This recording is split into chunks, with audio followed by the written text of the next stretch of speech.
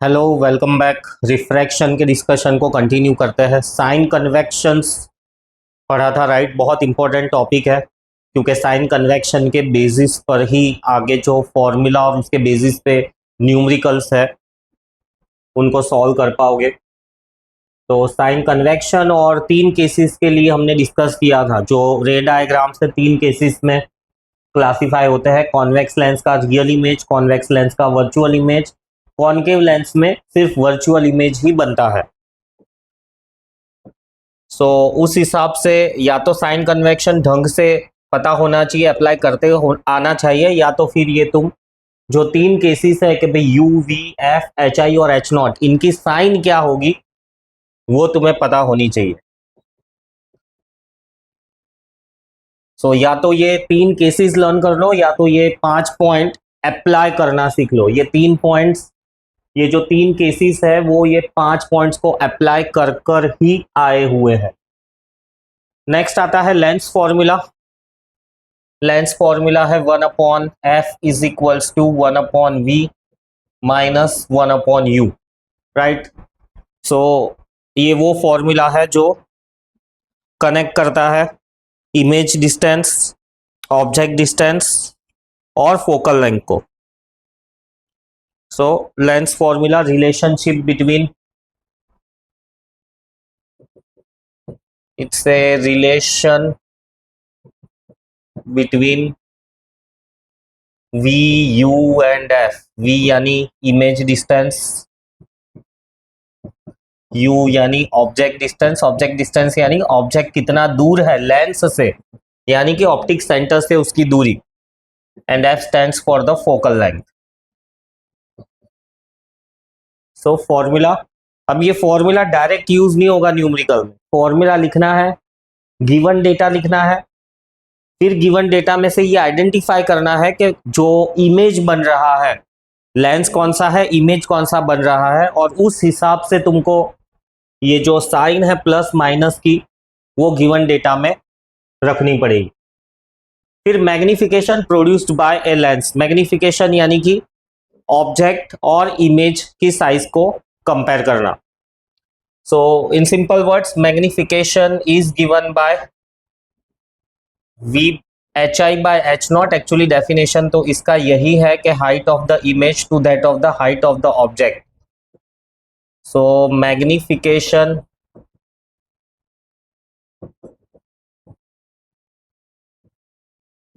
produced by lens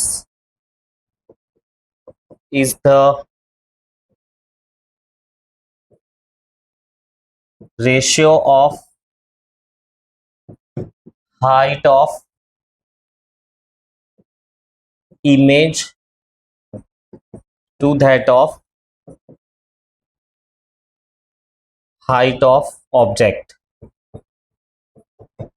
और फिर इस फॉर्मूला में से, मतलब इसको जब हम प्लॉट करते हैं रे डायग्राम में, तो ये सेम चीज को हम ऐसे भी लिख सकते हैं v बाई यू, लेकिन डेफिनेशन तो यही है। ये v बाई यू डायग्राम में से आया हुआ है। अगर समझना चाहो तो डायग्राम में से कुछ ऐसे कि ये कॉन्वेक्स लेंस, प्रिंसिपल एक्सिस, ये रहा ऑब्जेक्ट एफ सी, ऐसा कुछ भी ड्रॉ नहीं कर रहा मैं, यहाँ पर इमेज फॉर्म हो रहा है, ऑब्जेक्ट और इमेज, राइट। ये जो ट्रायंगल्स बन रहे हैं, एक ये वाला ट्रायंगल है, एक ये वाला ट्रायंगल है, यहाँ पर भी ये 2-3 ट्रायंगल बन रहे हैं। इन सब ट्रायंगल्स में ये एच आई, ये एच नॉट, वो एच आई, राइट। और फिर बाद में ये ऑब्जेक्ट डिस्टेंस u और ये इमेज डिस्टेंस v, इन दोनों चीजों को कोरिलेट किया है। मतलब कि ये वाला ट्रायंगल और ये वाला ट्रायंगल, इसको सिमिलर प्रूव किया है। बहुत टिपिकल नहीं है उसको सिमिलर प्रूव करना। अगर नाम दे दो ए ओ, एक्चुअली ओ तो ये होता है, ये ऑब्जेक्ट का ओ लिखा है, उसको मिटा देते हैं और उसको लिख देते हैं बी। ये हो जाएगा ए डैश, ये वाला पॉइंट, और ये पॉइंट हो जाएगा B dash. So triangle ABO and triangle A-B-O are similar. कैसे सिमिलर हुए? एक तो angle AOB is equals to angle A-OB vertically opposite, और फिर ये angle BAO is equals to angle B-A-O equal to 90 degree, और ये बाय कंस्ट्रक्शन। सो इस हिसाब से दोनों ट्राइंगल्स सिमिलर हो गए, और देयरफॉर हम ऐसा लिख सकते हैं कि AB A-B by AB will be equal to A-O by AO. So A-B is HI by H naught equal to A-O है V और ये है U. So इस हिसाब से आया है. So HI by H naught can also be equivalently called as V by U, but definition magnification का यही है. बट अगर V और U दिया हुआ है तो हम मैग्निफिकेशन कैलकुलेट कर सकते हैं. So this is the magnification produced by the lens. कौन से लेंस का मैग्निफिकेशन है ये? कॉन्वेक्स का या कॉनकेव का? दोनों का ही सेम है, दोनों का मैग्निफिकेशन सेम ही है, कोई डिफरेंस नहीं है. मतलब ये सेम तरह का तुम कॉनकेव में भी अगर ट्रायंगल ड्रॉ कर लो, कॉनकेव के लिए भी फिगर ड्रॉ करके फाइंड आउट करो तो यू कैन. सो ये है magnification produced by the lens, और इसको और स्पेसिफिकली हम ऐसा लिख सकते हैं लीनियर मैग्निफिकेशन. लीनियर मैग्निफिकेशन, एक एंगुलर मैग्निफिकेशन भी है, आगे आएगा.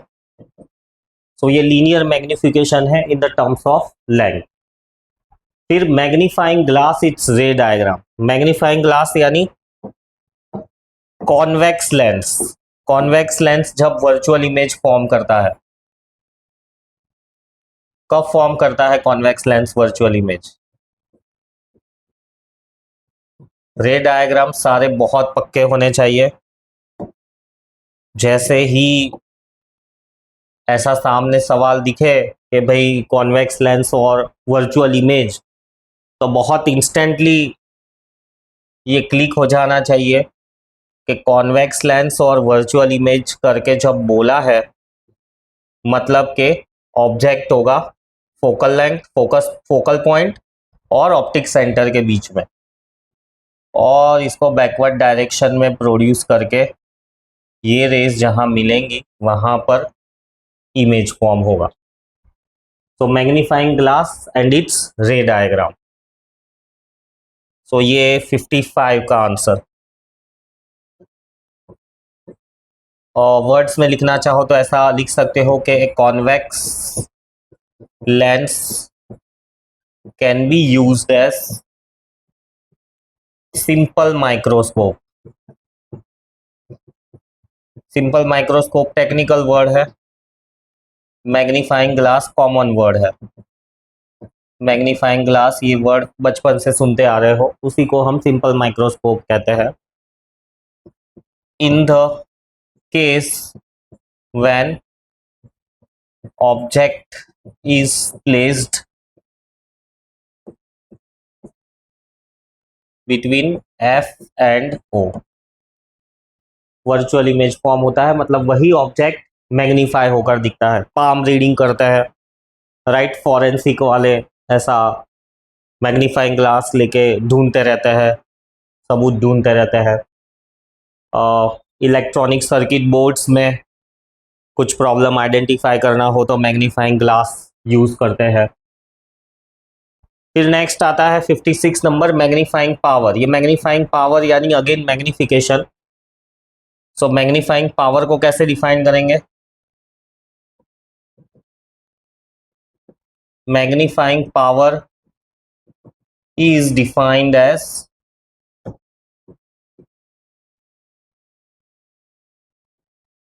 ratio of angle subtended by object to that of the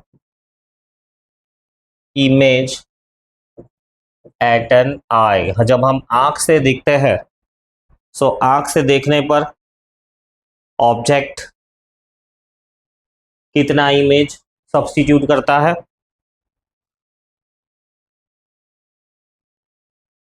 image, ratio of the angle subtended by the image to object.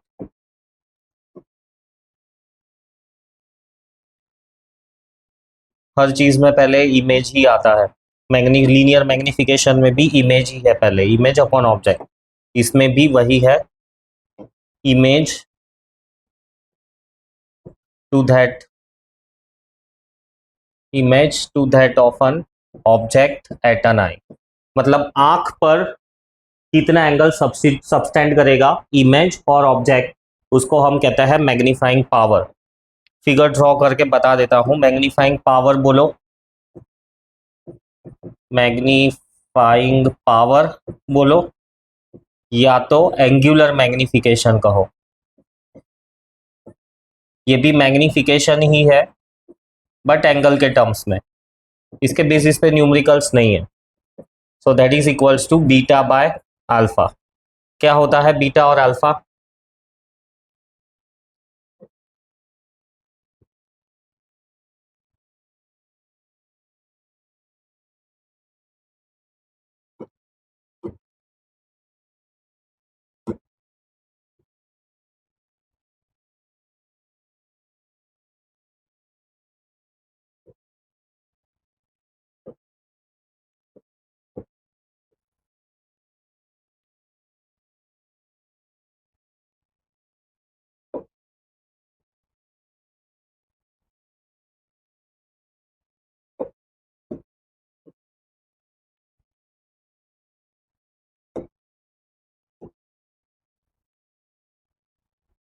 तो वही सेम डायग्राम सिंपल, पर इसमें ये मॉडिफिकेशन है। ऑब्जेक्ट को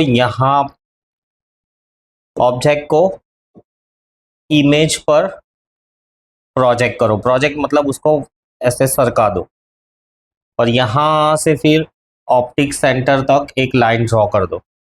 राइट।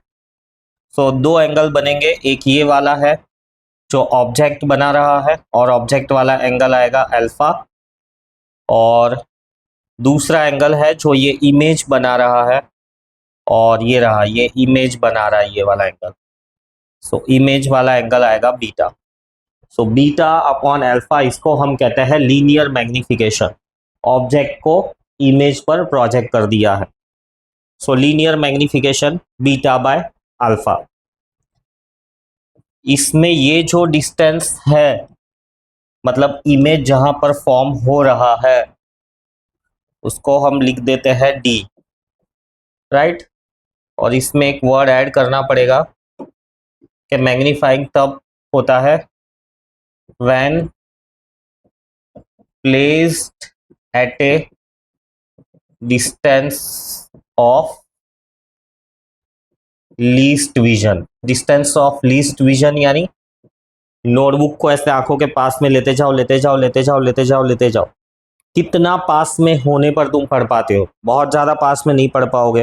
राइट। तो वो लीस्ट डिस्टेंस के भाई रीडेबल हो, वो लीस्ट डिस्टेंस के भाई रीडेबल हो, उसको हम कहते हैं डिस्टेंस ऑफ लीस्ट विजन, और वो होता है 25 सेंटीमीटर।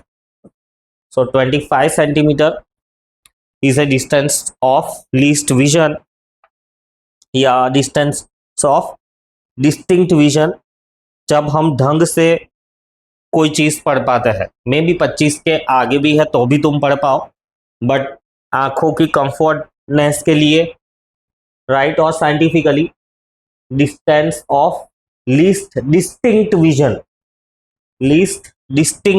डिस्टिंक्ट विजन यानी हर चीज तुमको अलग अलग दिखनी चाहिए।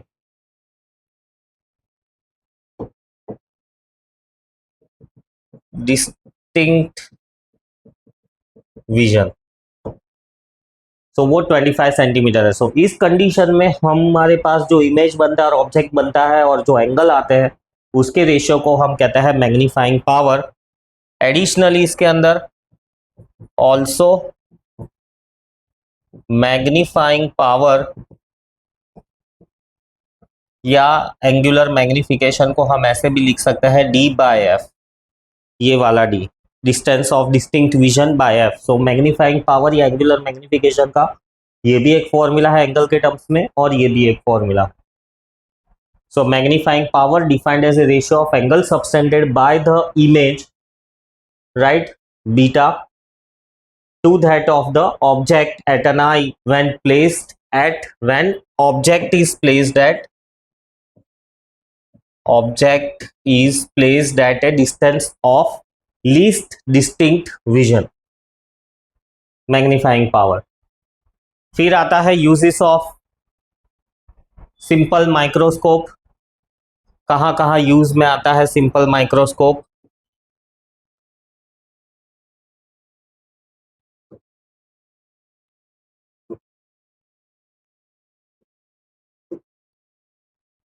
सो jewellery and gemmology, jewellery and gemmology यानी कि ज्वेलरीज को देखने के लिए उसकी डिजाइन्स जो बनती है उसको ध्यान से देखकर, ज्वेलरीज लाइक काफी प्रिसीजन से आर्ट वर्क रहता है, तो छोटी छोटी चीजें भी तराशना उन सब चीजों के लिए यूज होता है। डायमंड्स भी कट करते हैं अलग अलग एंगल्स पे, तो माइक्रोस्कोप यूज करते हैं। सिंपल मैग्नीफाइंग ग्लास, माइक्रोस्कोप मतलब वो बायोलॉजिकल इंस्ट्रूमेंट नहीं लैब वाला, बट सिंपल माइक्रोस्कोप, ऐसा करके उसको जूम करके देखते हैं कि एग्जैक्टली कट हुआ है कि नहीं हुआ है। वॉच मेकिंग, रिपेयर करने में यूज करते हैं, देखा होगा तुमने। बायोलॉजिकल लैब में भी सिंपल माइक्रोस्कोप यूज होता है छोटी चीज ऑब्जर्व करने के लिए। अब ऐसा नहीं कहो कि भाई एग्जैक्टली प्लांट सेल या एनिमल सेल दिख जाएगा उससे, उसके लिए तो फिर वो कॉम्प्लेक्स वाला इलेक्ट्रॉनिक माइक्रोस्कोप ही चाहिए। बट सिंपल सी चीज अगर तुमको मैग्नीफाई करके देखनी है तो यू कैन। आलगे, फंगाई जो कि दिखती नहीं है बहुत दूर से, तो मैग्नीफाइंग ग्लास और सफिशिएंट लाइट हो तो हम अच्छे से उसको देख पाएंगे। डर्मेटोलॉजी यानी skin medicine, dermatologists used to examine skin lesion, hair, nails, tissues, skin disease.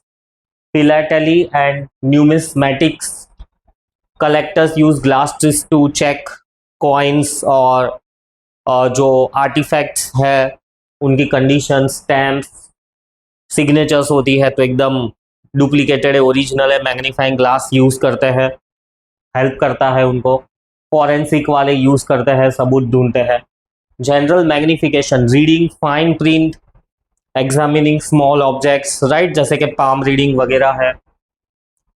सो इन सब चीजों में माइक्रोस्कोप का यूज होता है।